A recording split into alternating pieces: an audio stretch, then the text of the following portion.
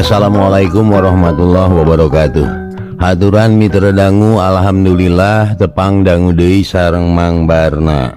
Urang ngadongeng deui mitra, neraskeun hanca garapan nu katuna carios kalayan judul Samagaha di Cempala, karangan Ki Leksa, didongengkeun deui ku Mang Barna.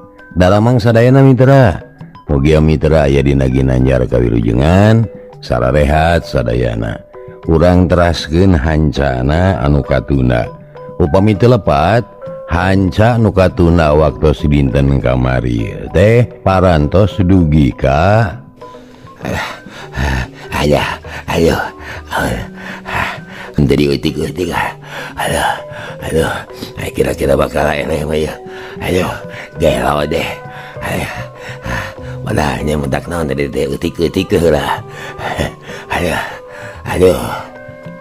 Cek Ki Gunali akhirna mah nyebut ampun. Sabab geus teu kuat ngayonan lawan. Upami teu lepat parantos dugi ka dinya nya mitra. Kumaha terasna mangga urang sami-sami lajengkeun deui wae. Sok kaparayun sadayana.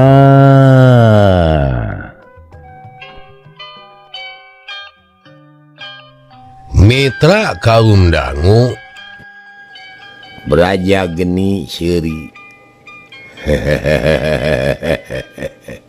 Ceuk aing ge ulah ngajago. Sabab mun aing boga karep hayang abinasa sia, moal kudu hese. Geus ayeuna mah hudang sia. Ku aing kapaksa rek dibawa ka negara. Amun nyangakeun sadaya-daya. Amun Gusti. Cek Ki Gunali kapaksa sarah bongkokan. Rumah saelmuna teu mampu pikeun ngarubuhkeun Braja Geni mah. Menang diajar bulan-bulan teh teu aya tapakna neumrag karang ngalawan Braja Geni mah. Kumpulkeun atuh sia anak buah sia. Ayo init ka nagara. Lamun teu ngagugu dijieun tumbal laut ku aing. Mangga. Ki Gunali hudang lalaunan. Usap pipi jeung gado panona ceuleuyeuk kumisna lempes tuman palatat poloto teh ayeuna mah keukeureuceuman. Kumpulkeun anak buah sia. Mangga. Ki Gunali beuki sieun. Terus rarat reret bresah roger colohok. Ret deui ka jasman nangkuban keneh bari ngahenen ngararasakeun ka nyeri. Tita tadi teh ngahaja teh hudang-hudang sieun ditimpah deui ku musuh. Ki Gunali teu ngomong tapi ukur gugupai. Nitah kumpul ka anak buah anu ngan karidua deui. Sahro jeung Jasman nyampeurkeun terus nangtung gigireun Ki Gunali, duanana ngeluk tungkul. Kumaha ayeuna sia? Rek ngalawan keneh ka kaula, coba bilih. Hayang hirup, hayang embae. Ceuk Braja Geni bari nulak cangkeng. Sadaya-daya nyangakeun sewu bebendu laksa dudu ka abdi. Sadaya mugi dihirupan wae manawi kaula mah teu bisa ngahirupan. Keun bae da geus hirup. Ngan lamun si laing narajang harayang keneh hirup, hayo milu jeung kaula urang ka nagara. Ceuk Braja Geni bari terus tumpak kuda. Kuda ngarti dunungan geus dina tongong teh disada bari nyirig. Kumaha bantuna juragan? Nah, make kudu dibawa. Da bisa lempang sok giringkeun sina lempang. Lamun aya nu nyoba-nyoba kabur babad jokorna. Sina kojor. Adawa sirahna tempuk ku si laing. Pasti aya nu kojor. Mangga. Cek Dodi terus ngalengkah plak.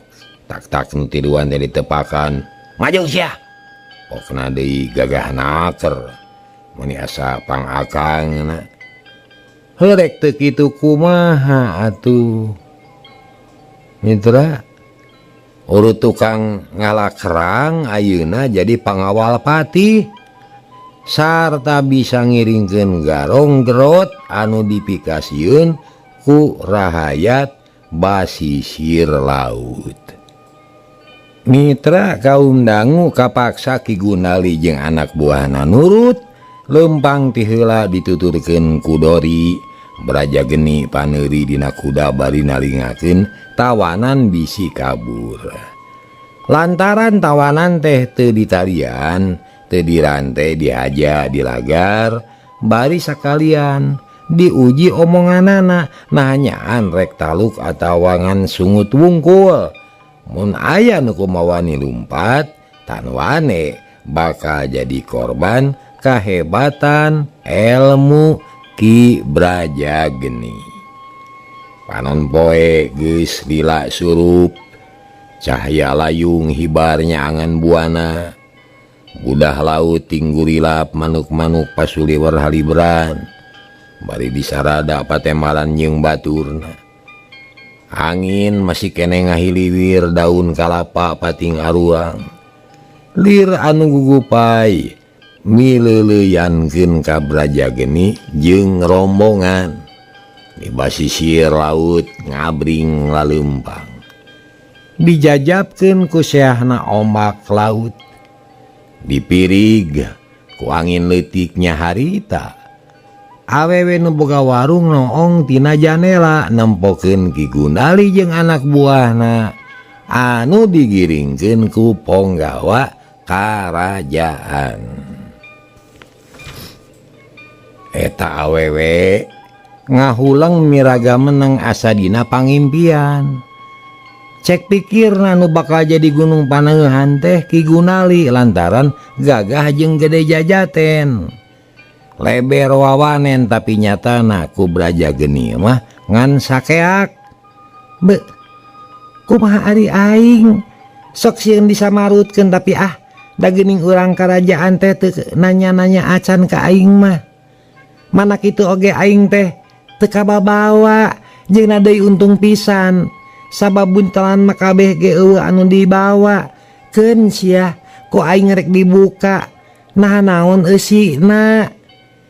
Cek si Demplon tukang warung teh nya nu gede bujur teh geuning. Harita keneh Malik terus mukaan buntelan alabrai meni ngajenghok celohok bengong sajongjongan mah teu ngomong. Panona mencerongkan uruhai dina buntelan. Mas jeung Inten nyayang dina tumpukan duit anu sakitu lobana. Bet asa dina pangimpian kakara nenyo duit sakitu lobana. Lila-lila sadar paingan atuh paingan. Teu sangka sacongo buuk horeng si mana horeng Kang Gunali teh geuning garong. Moal pati-pati dibaberi ku ponggawa lamun teu boga kasalahan. Paingan loba duitna paingan sombong adigung. Da geuning boga anelan harta banda menang maling. Anak itu manyaan Kang Gunali teh bangsat rohaka, garong gerot bega jahat. Kudu dikumahakeun ieu barang jeung ieu duit. Lamun ku aing dicongcai dipake modal, keur ngagadean modal piraku deui. Rek meuli naon sakieu lobana duit, beulikeun kana sukro kitu. Nya tuluy dibungkusan eta sukro teh. Loba teuing meureun sabaraha kontainereun. Wah, mitra. Alah, banyol itu di mang. Si Demplon jadi bingung lantaran sok sieun katempuhan. Bisi disangka sapongkol, bisi disakompet daunkeun. Tapi ras ingat karena kehadeanana jeung deui manehna ge rumasa geus milu ngadahar bana sabab ti saprak wawuh jeung Ki Gunali estu bro-broan kawas duit menang nyipta we. Si Demplon jadi bingung lantaran sok sieun katempuhan bisi disangka sapongko gitu kalah kabuki bingung atuh. Sedangkan di luar beki reup-reupan lalai badot geus barijil kalongna pating gayabag pating saleorna ombak laut beki tarik asa tamah ngaguru nya. Akhirna si Demplon menang putusan barang nu tilu buntelan dipageuhan diperenkeun beus kana tolomong dibugrugan kalaras jeung lamak butut sok di pojok warung teu jiga-jiga barang berharga. Geus kitu mah si Demplon beberes tingkeban ditutupkeun gur nyeungeut lampu torojol adina nyampeurkeun nanyakeun nah rek balik atawa moal. Si Demplon mutuskeun yen peuting eta teu kudu balik cenah urang meuting we di warung. Jawabna teh adina teu baha estu nurut kanu jadi lanceuk cag urang tuna heula. Mitra langit lenglang taya aling-aling bentang baranang pating kariceup pating kartip mapaesan peuting nu sepi jempling gaang reang patemalan jangkrik ngikrik ngabangingik cari cangkas ngawawaas bebence kawas nu mepene angin peuting ngahiliwir nyebarkeun hawa tunuh ka sapangeussi nagri Cempala.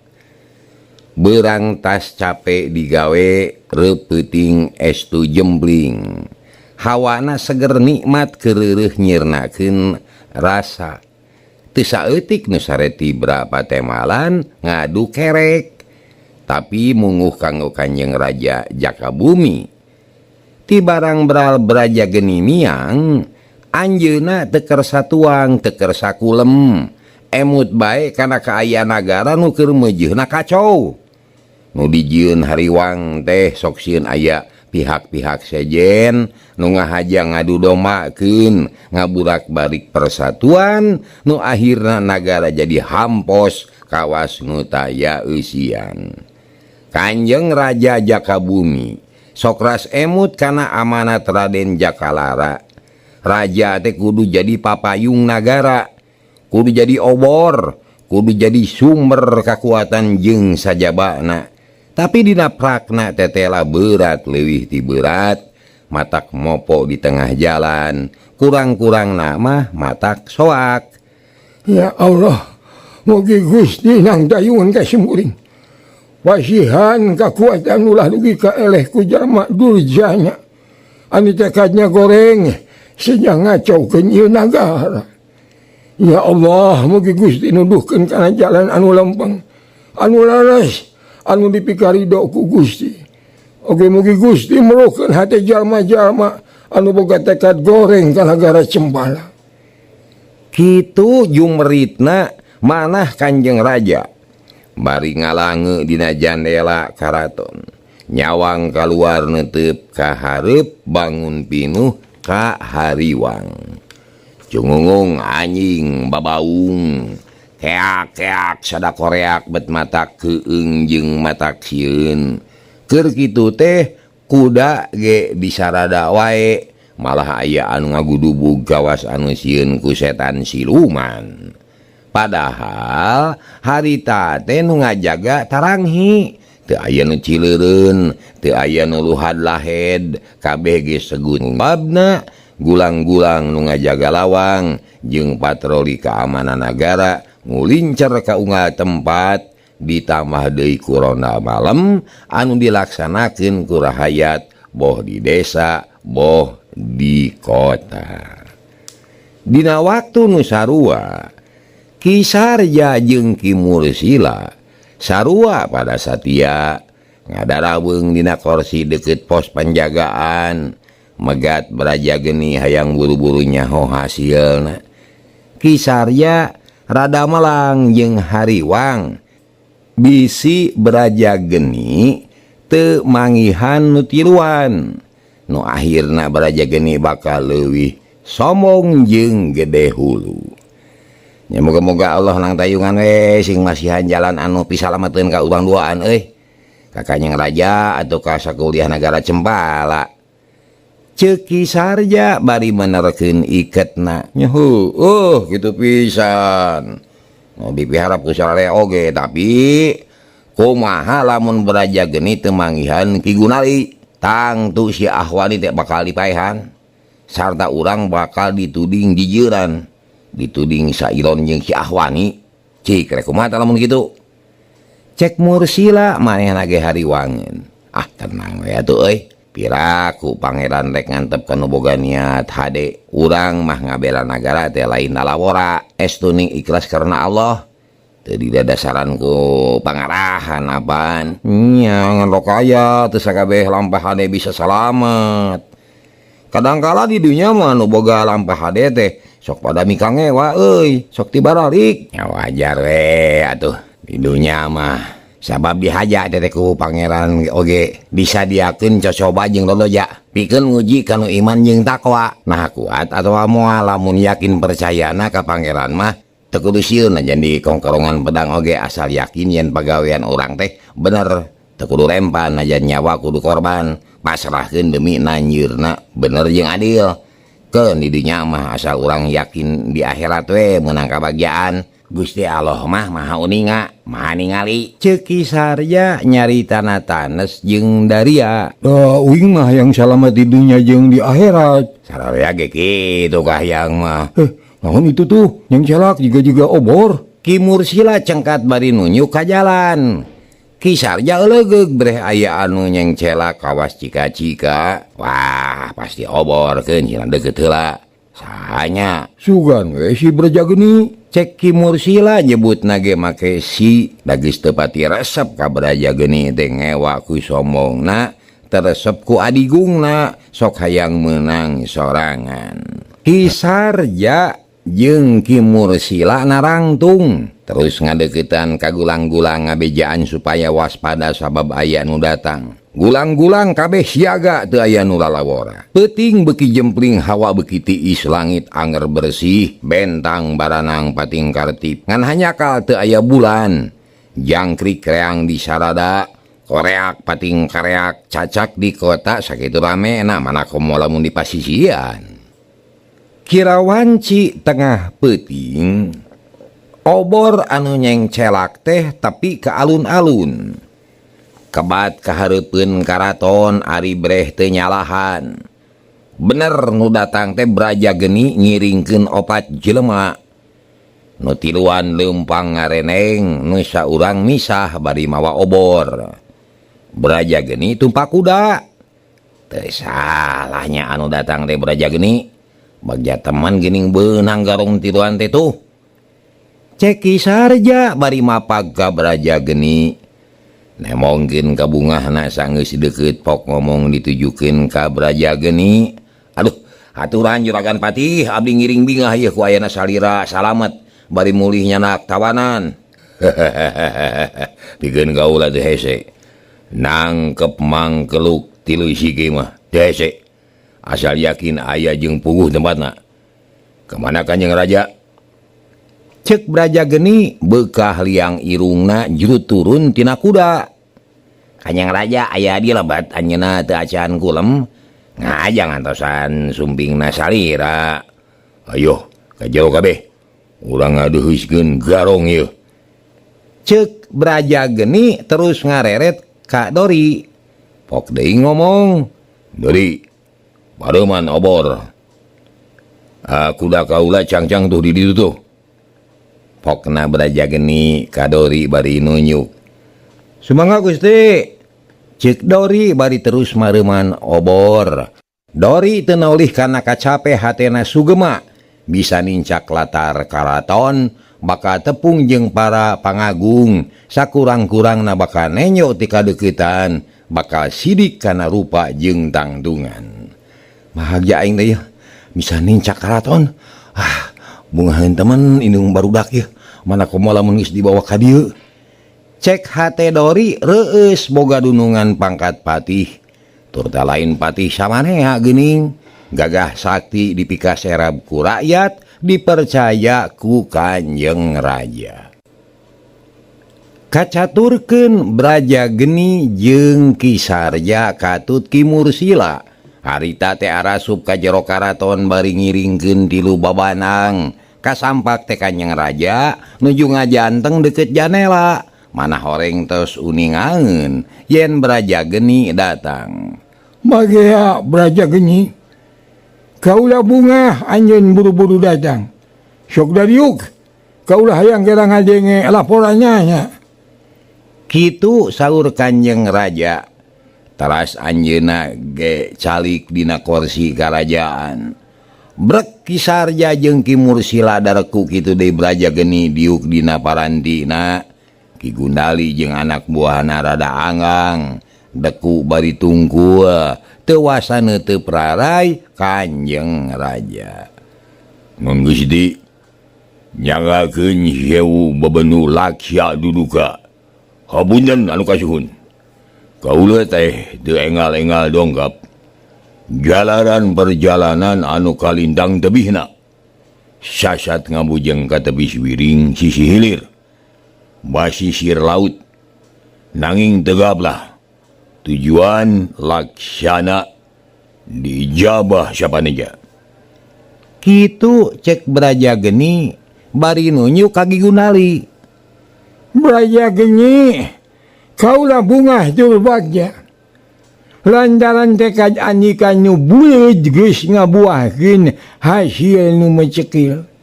Bisa nangkep para penjahat dina waktu anu samporet.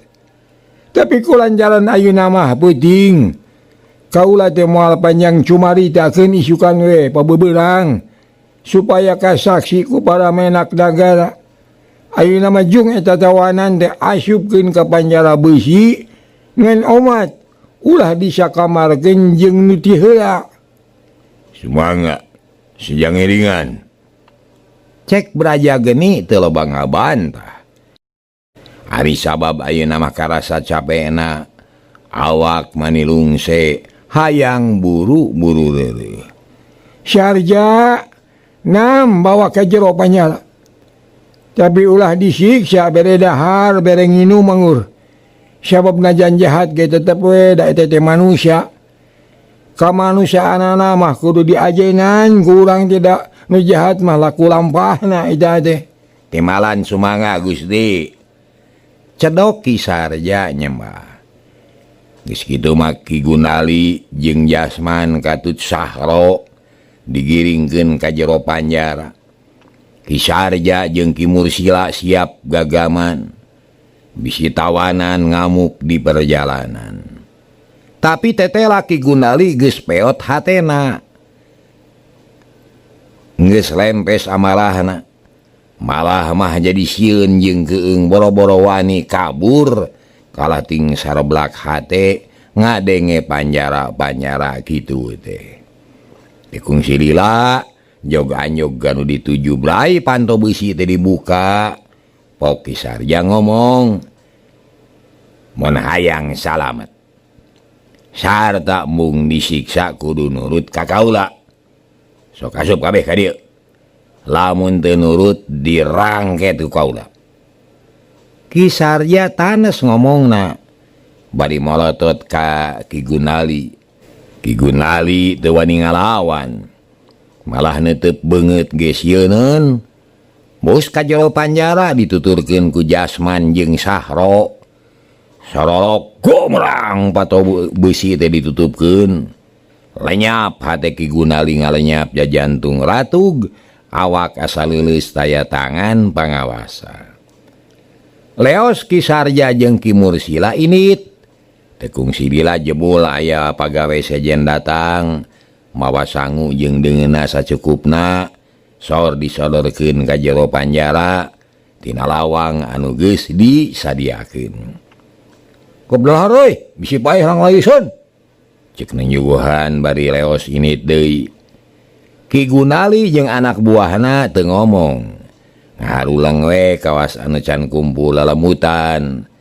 Ngajarentul bari nangkep tuur ting polohok nitenan jero panjara. Cag urang tuna heula. Kanjeng Raja jeung Braja Geni badami sakedeung. Terus selama Braja Geni amitan rek reureuh heula, Kanjeng Raja ge lumebet ka pangkuleman, kakara bisa reureuh ayeuna mah kahariwangna geus kaliwat. Sidik teu aya kaributan sabab garong nu tilu kapanggih. Ari Braja Geni terus nyamperkeun ka Dori. Dori, ayo tuturkeun kaula. Tungtun tah kuda teh. Mangga jokan mangga. Dori ngagugu terus nuturkeun ka Braja Geni balik ka imahna. Rek ngadon reureuh. Sadatangna ka imah, Braja Geni nitah para pagawena merenahkeun Dori di hiji kamar sarta diberes salin sapuratina. Dori seuri. Najan awak capek ge hatena mah lugina sabab gede pangharepan bakal diangkat jadi pangawal pribadi pati. Dug sare memeh reup ngomong sorangan inget ka pamajikanana geus kitu mah kerek mani nyegrek. Mitra kaum dangu peuting beuki jempling. Hawa beuki tiis jangkrik teu eureun-eureun di sarada. Sakapeung kadenge aya anjing anu babaung. Tapi nu sarare mah ngarti bra iwatirona anu taranghi teh. Ki Sarja jeung Ki Mursila geus balik ka imahna. Sarare bakat ku capek geus teu aya kahariwang ayeuna mah dan nu dipika melang geus datang bari mawa hasil. Sedangkeun Ki Gunali jeung anak buahna harita teh masih kene ngajarentul bari ngumpulkeun lelemutan. Ngararasakeun awak nah aya di mana ieu teh bet asa dina pangimpian. Saenggeus rada lila sarta kaayaan kacida jemblingna, pok Ki Gunali teh ngomong. Tapi beda jeung biasa, teu sosorongot, teu popolotot, malah kumisna ge lempes ayeuna mah gitu. Jadi teu sosorongot kitu nya, nembutkeun kaayaan we meureun gitu. Jadi man, sahro. Ieu Kang. Cek Jasman sahro ge nemalan bari ngareret. Paingan, cek omong raja. Milik teu baili-hili, bagja teu bara-ara. Titis tulis kulak cangeum bagja awak geus dipincukan ti dituna. Teu ayeuna karasa, ayeuna kasaksi yen urang teh mutlak boga kahayang anu bisa laksana. Sakali mangsa mah rancana teh hancur lebur, rancana bajur. Buktina tadi hayang salamet, hayang ngaluasa bari bebas. Nyatana kalaka asup ka panjara euy. Mitra Jasman jeung Sahro teu nemalan. Sabab asa kakaraeun ngadenge Ki Gunali nyarita make jeung ka kumaha rasaan maneh ayeuna. Nyata sedih Kang lah. Ingat ka duit nu sakarung menang hese capek teh karena jadi milik batur. Nyi dempon we nu ngeunahna mah meureun. Cek Jasman manehna mah kalah kainget karena duit. Jasman, ulah sarambang euy. Tinggalin di warung si Demplon moal leungit. Awal akhir mun urang boga keneh umur bisa disusul ka manehna. Nya kumaha lamun geus beak? Jabel harta bandana. Cek Ki Gunali teu eleh omong. Ayeuna kumaha tuh? Cek Jasman bangun anu beak pangharepan. Nya ayeuna mah kabaksa kudu tarima kana kadaran nu tumiba we, kudu pasrah sumerah kana nasib anu kaalaman. Malu ya sudah najan tatara jalan hayang salamet ge hese kaula teu sanggup ngayunan urang nagara teteh raga-raga heuy. Alah Jasman jeung Sahro ngaharuleng deui wae. Kawas anu can sadar kana naon-naon anu geus tumiba kana dirina. Jasman mah rarasanana teh bebas keneh. Laluasa boga kahayang, laluasa migawe naon bae sakarepna. Teu sadar yen dirina geus aya di jero panjara. Teu beda jeung manuk dina kurung, awak dikerem nu bebas teh ukur lamunan. Nungana masih ahwani we nya manehna mah bebas di luar ieu. Teu sangka bet kieu jadina ieu. Cek Sahro manehna jadi inget ka Ahwani anu disangka bebas. Nah yakin si Ahwani bebas. Nah aku si laing teu kadenge basa raja nyaritakeun urang teh ulah dijikeun jeung anu ti heula.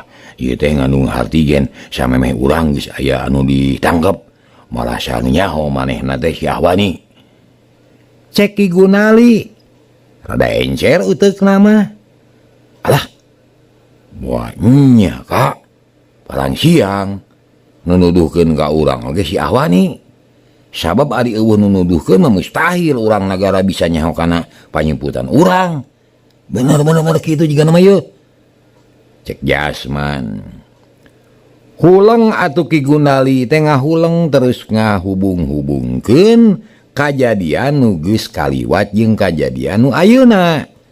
Dikira-kira dipapantes di lalebah di lalempeng tetela omongan Jasman rada keuna kaharti ku pikir kahontal ku akal. Bisa jadi euy pangae urang kadang teh akibat penghinaan atawa pengkhianatan di si Ahwani. Pasti moal salah deui si Ahwani kungsi dicarekan ku dewek, moal salah nyeri hate terus neteuli akhirna hianat. Kurang ajar mun aya dicekek sia ku aing. Paingan omongan raja kitu. Ni tadi bisakeun da sieun dicekek ku aing meureun nya. Ceuk Ki Gunali beuki amek jung nangtung gegeblig bari kekerot. Beureup dikepeulkeun panonna melong kaluar katara aya cahaya remeng-remeng. Sadig-sig beuki ngalangkang gap dicakal diungut-ungut dijejek digebugan tapi ka brong-brang. Torojol aya nu datang. Hei ngajelog sia setan. Gane wae sia. Hes kadinya. Sare sia. Ceuk nu datang mana horeng tukang ngajaga banjara. Nyata sipir minangkana mah meureunnya atuh Ki Gunali teh reuwas sugan teh eueuh nu ngajaga. Laketei awakna leuleus brek deku panon melohok plong kosong kawas anu teu boga pikiran. Jep jempe pangawal ini teh ngajauhan Ki Gunali ngarahuh terus ngegel biwir ngurangan amarah. Gek diuk deui cara tadi Jasman jeung Sahro ngaharuleng asa bingung ku pilampaheun rek kumaha ari geus di panjara.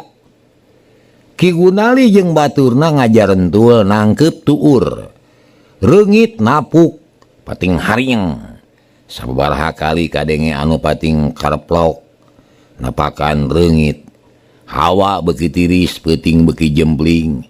Ki Gunali hatena can teteg loba kakeuheul anu teu puguh amak kapegung teu bisa kedal. Jasman nyarane di pojok sirahna lehek panona peureum geus rek reup sare kageuingkeun ku reungit anu ting haring kana ceuli. Korejat prok-prok nepakan reungit bari ku kurutus. Sia kasabelan teh teu kanyahoan kana sangsara sia. Tuh lobok mah nu hees dina kasur mantong ngaganggu ka aing sia. Kitu pokna terus peureum deui. Ya ada kerja masa segala karasa aduh man secara kerja-jag dina leuwih ge teu matak naon-naon ceuk Sahro bari gagaro pingbingna bendol kadeh tong ngaleh euy mending tirakat sakalian cek Ki Gunali bari terus murungkut karasa awakna diris mulah hees kumaha peuting kamari para tapi ka isuk teu hees pisan pabeberang lempang sapoe jeput ayeuna ulah hees rek ieu leureusna atuh cik rek iraha urang leureusna sia mah cara ngutek sia cik atuh sing mikir ieu teh aya di sayang singa mikir sia atuh kumaha carana supaya bisa bebas di dieu nya kudu bisa motongkeun beusi atawa ngalitaneuh ka jero nyieun liang kawas lanak engke bijil di sisi laut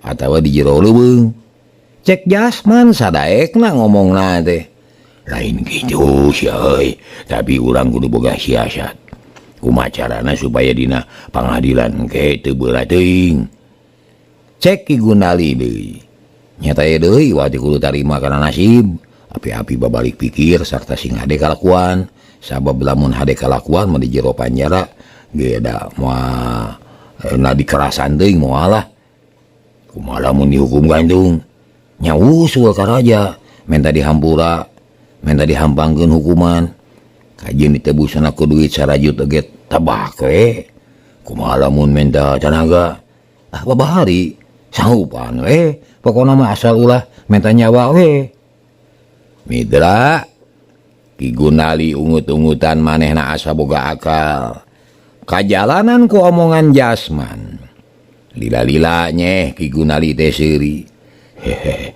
bener euy man utek maneh cemerlang euy bisa mikir tapi kadinya bener halus sarta untung mana komo alamun dipercaya jadi pangawal menak euy leuwih ngeunah di dinya mah bisa bari ngintip balangana deun kari kecok kari habak bener nya heueuh kumaha we carana mah ayeuna mah hees we lah sing tibra ngeunah ditahan teh ieu mah ieu lah dibere dahar segala rupa geuning ceuk Jasman manehna mah teu jauh mikirna teh paya ulah lang layeuseun we jigana teh Ki Gunali ngagugu ka Jasman manehna ngagoledak di pojok dianggal ku leungeun anu ditilepkeun sukuna nyang hunyar pikiran kumalayang hatena rada tenang ayeuna mah